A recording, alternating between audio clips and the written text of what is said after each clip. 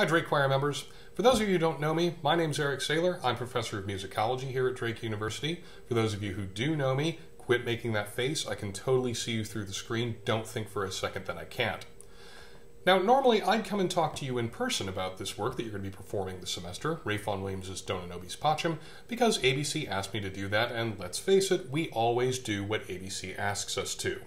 However, right now I'm inconveniently located about 4,000 miles in that direction because I'm on sabbatical working in London on a new biography about Vaughan Williams. So instead, I put together this little video just to provide you with some of the highlights about the work itself. We can start with just a little bit about Vaughan Williams himself. He was born in the small West English village of Down Amney in 1872, went on to go ahead and attend the Royal College of Music and Cambridge University, and subsequently became one of the leading compositional voices of his generation, and indeed one of the most important English musicians of the entire 20th century. He made particularly significant contributions to the realm of the symphony, of which his 9 stand as probably the finest collection in the entire century, and also made very important contributions to the realms of choral music, congregational music, and song. He was also well known as a collector of folk song and made important contributions in realms of teaching, administration, and conducting. Dona, nobis, Pacem had its first performance on October 2nd, 1936. Vaughan Williams wrote it in order to acknowledge the 100th anniversary of the founding of the Huddersfield Choral Society in northern England, and since that point it has gone on to become one of his most widely performed and most beloved choral orchestral works. So the title Dona, nobis, Pacem may make you assume that this is a fairly straightforwardly religious piece. It's not.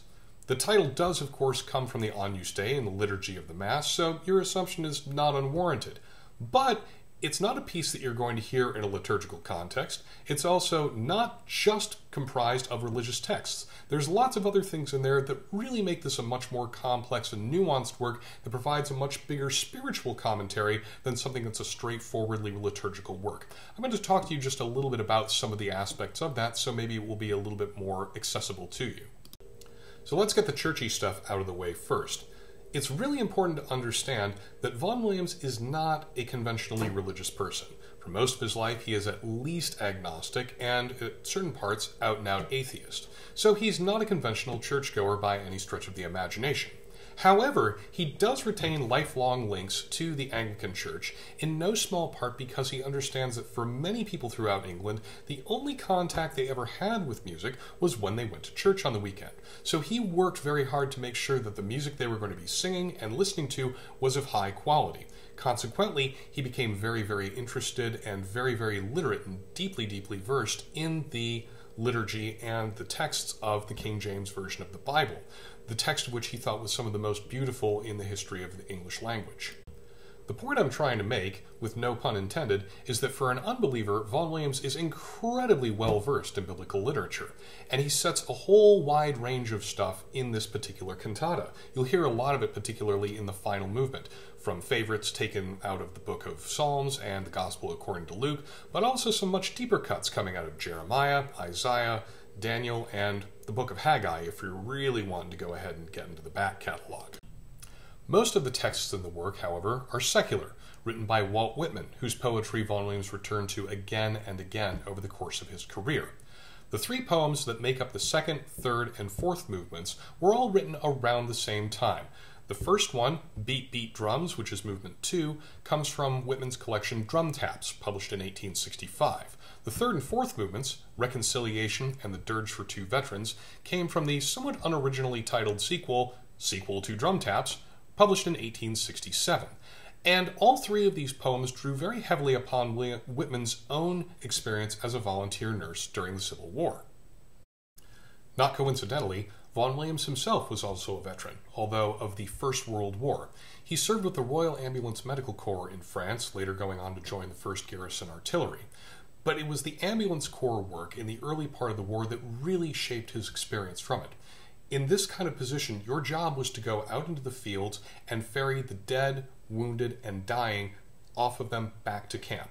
This had to have been an unbelievably traumatic experience, and according to his wife, it gave Vaughan Williams a very vivid understanding about how men died, and was a very powerful experience that he rarely spoke about later in his life. It was, however, very clearly something that transformed his understanding of the world.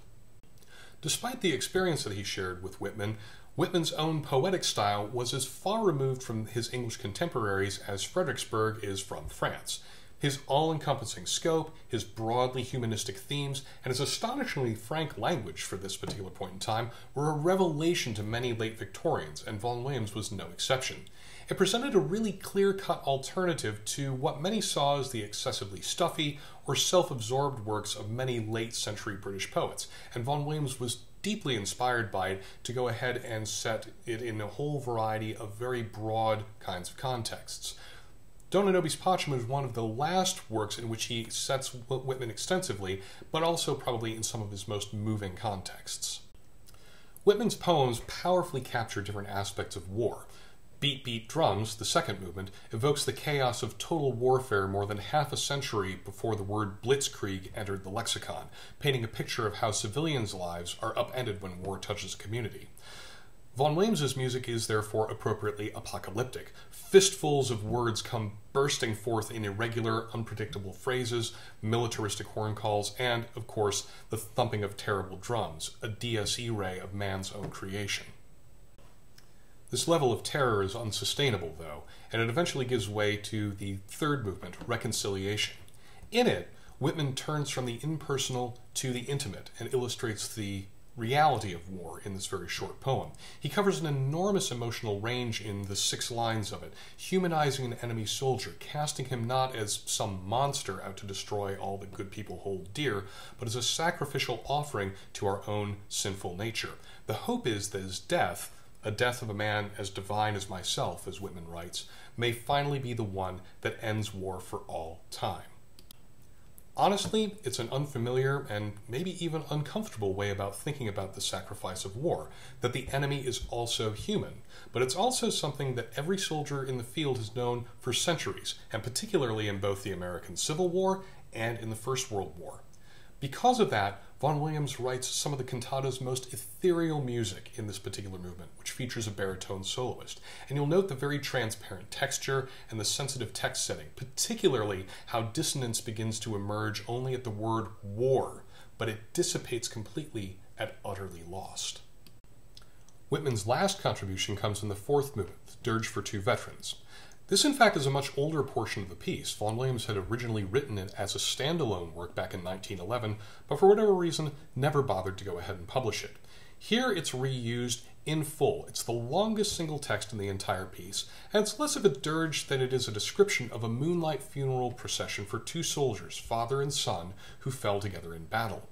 The bugles and the drums from the second movement return here, but now they're used in tribute as the funeral cortege passes by the narrator. The beginning and the end of the movement are both quiet and introspective, as the narrator awaits the procession and, upon seeing it march solemnly into the distance, offers his own poignant tribute. The generally restrained music that Vaughan Williams wrote in this movement suggests that it too may be his final, quiet tribute to his own fallen comrades.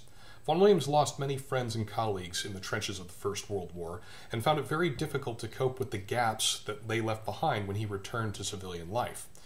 Therefore, this seems a particularly poignant movement. To revisit the music of his pre-war life in the context of a funeral perhaps parallels the innocence that he and so many others lost in the trenches of the First World War, a memorial for those who were no longer able to write such music.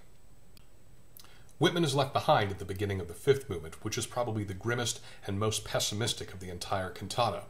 The opening words are not poetic, but rather prose, and from a fairly unusual source, English parliamentarian John Bright. Vaughan Williams was later pretty proud of this, believing that he was the first person to actually set words that had been spoken in the House of Commons to music. Bright was a parliamentarian, as I say, and a radical statesman of the 19th century, probably best known for his support of universal suffrage and his repeal of the regressive Corn Laws.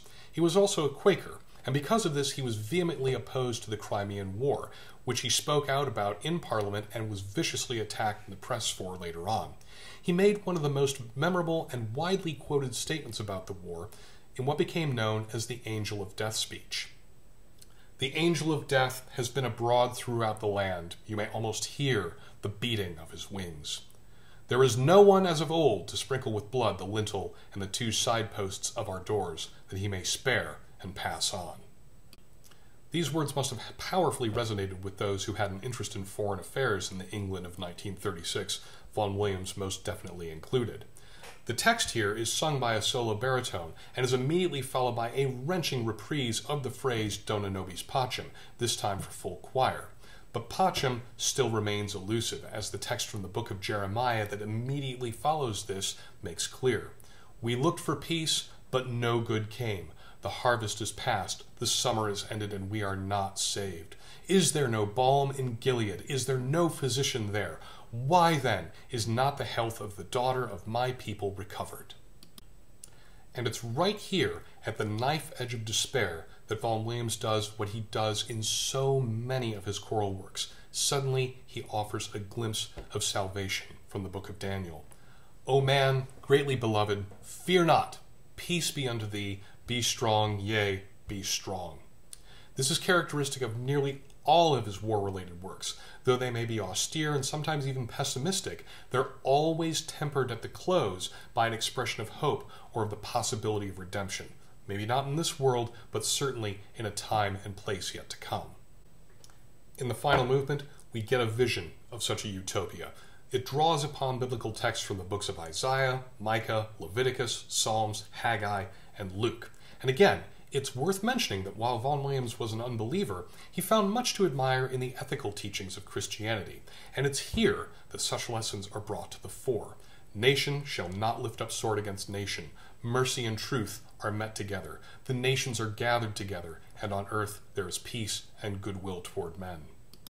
The music here, as you'll notice, is initially very joyous. It releases all of the tension that's been building up over the last half hour or so, but it gradually calms, the energy ebbing away into quiet reflection.